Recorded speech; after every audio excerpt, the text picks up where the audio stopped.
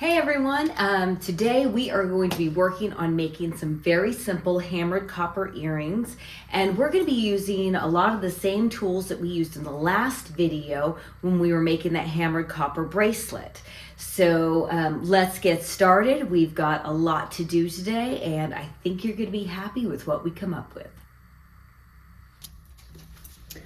Okay everyone, if you notice, I am using the same copper tubing that I used in our last video, and the first thing I am going to do is make sure that it is fairly straight.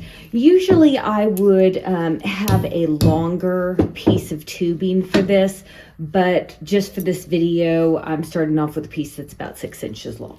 Okay, so I'm making sure it's fairly straight. I'm using my weighted rubber mallet for that. And yes, I'm still hanging on to my gnarly gloves. And today you get to see why my gloves are so ratty. I'm gonna show you exactly what eats up my gloves today. Okay, and we are using the trusty sledgehammer today. Yep.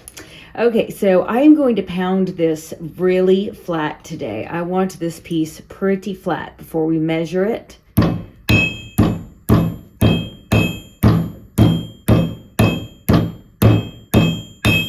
Watch your fingers. I guarantee you, you will feel it if you get yourself with a sledgehammer.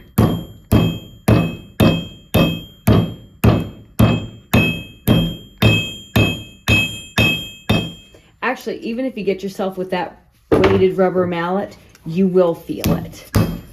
I have got myself with this thing before, and it hurts, I promise you. It does hurt. Okay. So, yeah, I like that. Okay. I am going to give this a little bit of texture, I think, before I cut. I think I'm going to give this a little bit of texture. So, let me go ahead and grab... I'm going to go ahead and grab this hammer.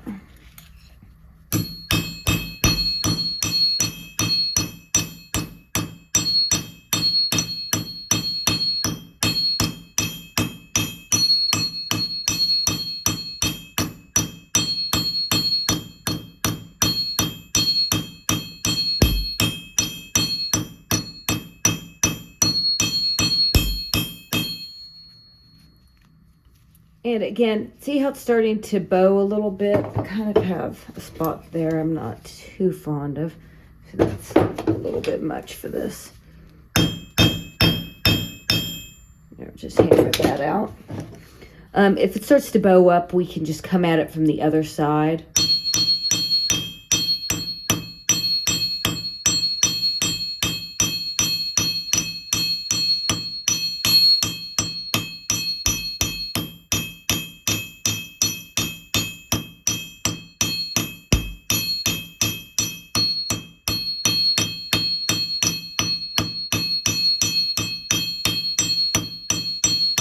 And I like to hit from all different directions because you get a lot of different texture techniques with your hammer.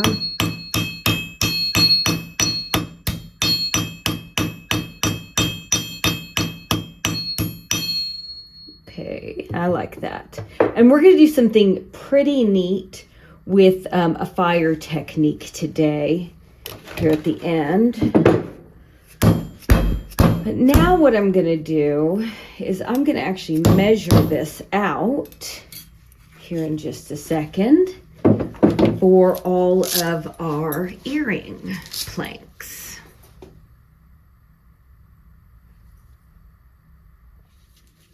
Okay, I like to measure these earring planks out at 1 inch each.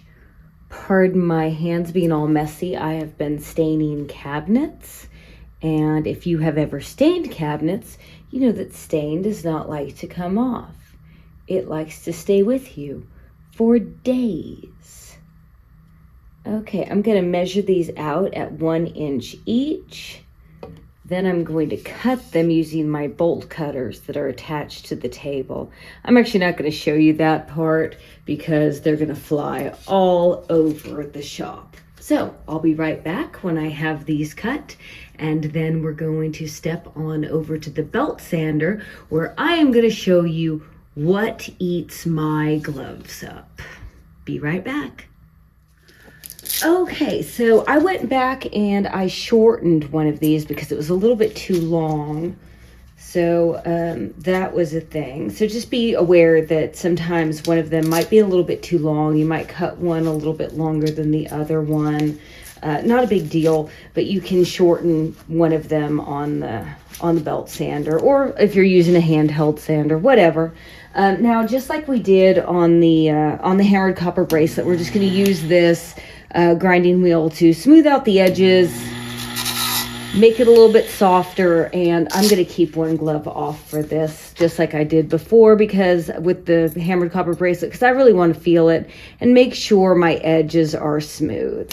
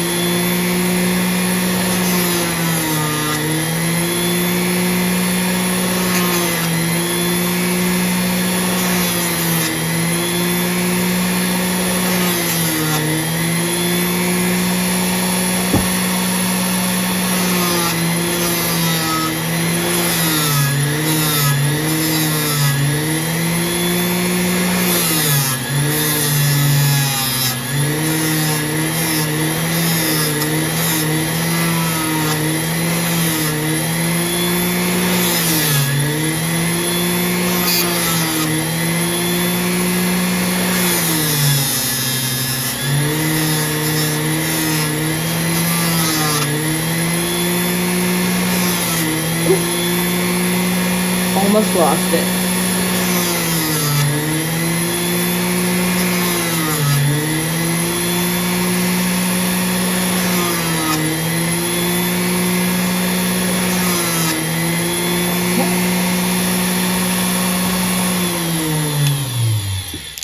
Okay, so now we have our two pieces, and they are indeed, they are all polished up and they're smooth and they're ready to go.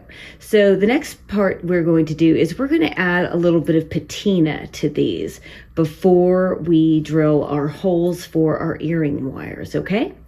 And let's get going. We are going to use some fire for that. So, time to play with fire. Okay, so what I'm doing now is I want to create a patina or add some color to my earring planks. And in order to do that, I'm going to be using my torch here. And you can get one of these at Walmart or Home Depot, Lowe's, wherever, for about $20. It's a pretty inexpensive little setup. And I was just checking to make sure I still have my other earring plank here. And so it's a really good way to add some color to your earrings, and it's an easy way to do it as well. I like to hold mine with a pair of pliers while I'm working with them, and always have a bucket of water handy to douse your earring with, or whatever metal you're working with. And I will show you a close-up at the end of what these look like to give you an idea of what it does to the metal.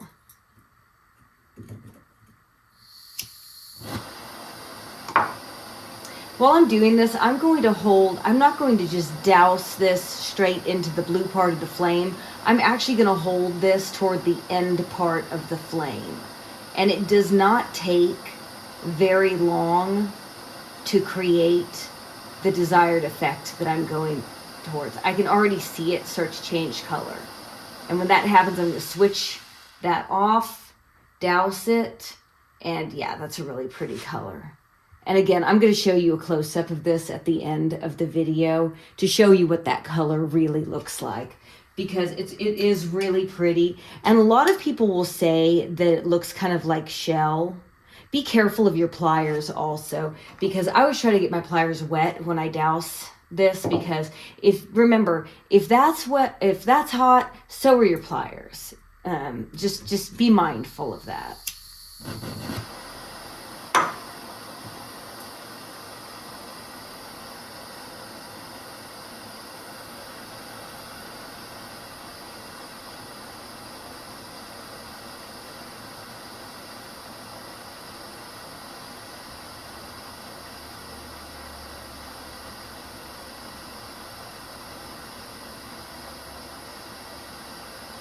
And I just look for that first shift in color of the copper.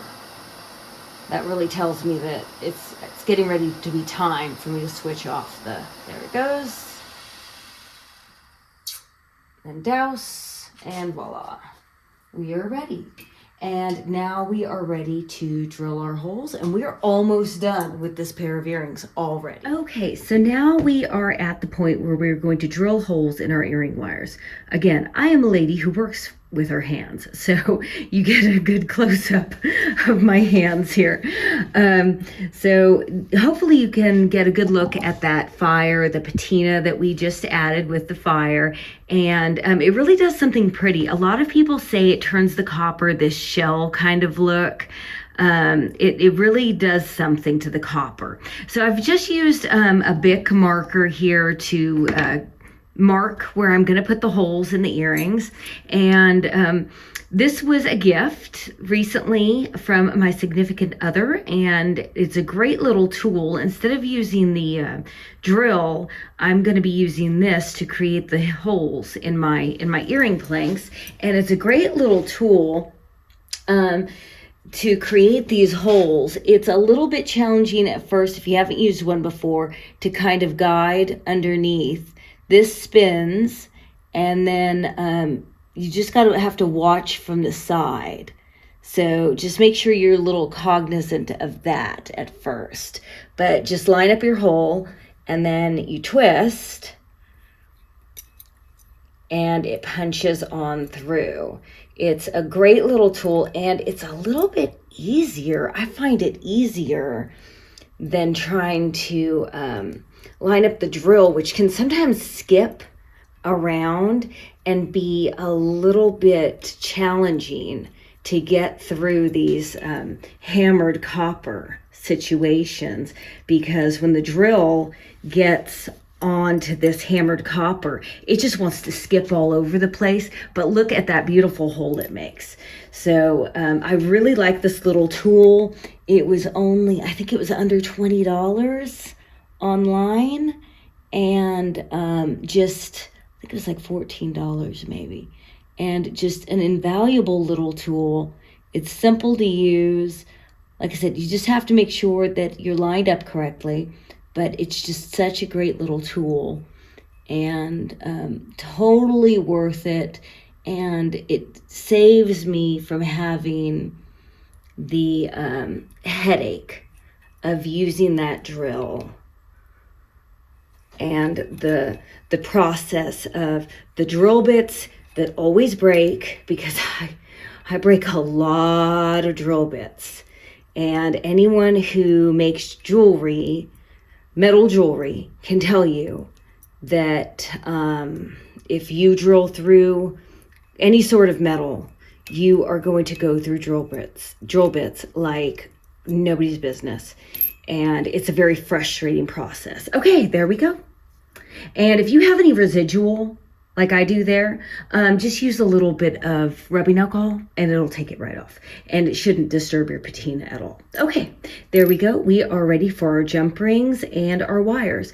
And I don't mind it if my shape is a little bit different. I think that adds to the uniqueness of these earrings. And you'll see what I mean when we get into the next shape of the earrings that we create, because the next earrings that we create are going to be even more unique. So you'll see what I mean as we go on in this series of videos. Okay, great. Let's put on our jump rings and our wires and go from there, and you'll see our finished product. Okay, there are our finished hammered copper earrings with fiery patina. And again, I think that patina just sets off the copper so nicely. A lot of people, when I'm at markets, actually think that the earrings are made of shell or some sort of different substance instead of copper.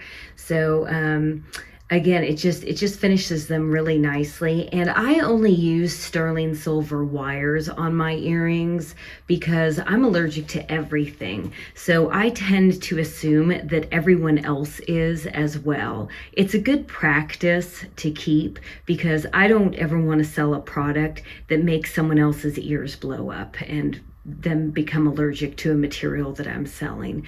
That's not a good practice. So I also, if you notice, I really like these French style earrings. I like those earring wires a lot better than traditional, just regular earring wires. I don't know, they're a little more elegant to me. And so I try to just put those on the earrings I sell now.